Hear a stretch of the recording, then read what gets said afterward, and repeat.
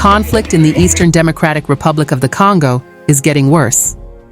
But small-scale traders in Goma and Gisenyi, most of whom are women, keep going to work. On the northern shore of Lake Kivu, there are two towns right next to each other. They are divided by an international border. To the west is Goma, in the Democratic Republic of the Congo.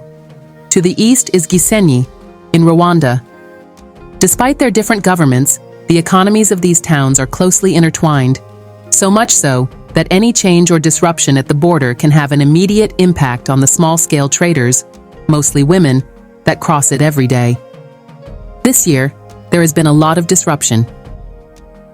Last month, a Congolese militia group known as M23 seized control of Goma, reportedly with military support from Rwanda. The militia has installed its own government in Goma and surrounding areas and made new rules for how and when the border can be crossed. The most significant of these is that the Congolese side of the border will now be open from 6 a.m. to 10 p.m. This is a big change. In 2022, after an escalation in diplomatic tensions, Congolese authorities ordered that all borders with Rwanda should close at 3 p.m. This made it very hard for cross-border traders to get home after a full day's work. Another change is that traders will no longer need to present a special card from the Communauté économique des pays des Grands Lacs, a regional body, in order to be allowed to cross the frontier. This card costs $10 a year, too expensive for many small-scale traders. Now, traders can move between the two countries on the strength of their identity documents alone. In the immediate aftermath of M23's arrival in the city, trade ground to a halt as people stayed at home. Brigitte Kisuba, the president of a trade association that represents small-scale traders and cooperatives, said that at least 2 women members of her platform were killed in the fighting. Others had their goods looted. But trade is picking up, Kibusa says, estimating that between 10,000 and 30,000 people cross between Goma and Gisenyi every day.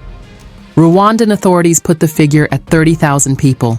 These numbers are way up from the average of 5,000 people per day before the M23 takeover. Joyce Birindiwa crosses the border most days. She sells tomatoes for a living. She lives in Goma, buys her tomatoes in Gisenyi, and brings them back over the border to sell. Now she can move back and forth with greater freedom. This does not mean that business is good, however. Quite the opposite. Many of my tomatoes are rotting these days, and we're throwing them in the garbage can. The few customers who buy them can't understand the reality of the prices, she says, sitting next to her tomato basin, 100 meters from the border post. The main problem is cash. On the Goma side, there isn't any. We don't have any cash because all the banks are closed, says a senior member of the North Kivu Foreign Exchange Dealers Association, speaking on condition of anonymity.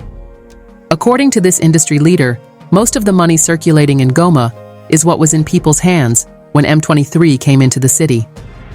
On 12th of February, the M23 appointed governor of North Kivu province met with the heads of banks and other financial institutions in Goma to discuss the cash crisis.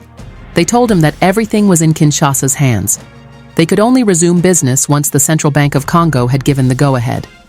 Given the tensions between M23 and the Congolese government, that is unlikely to happen anytime soon.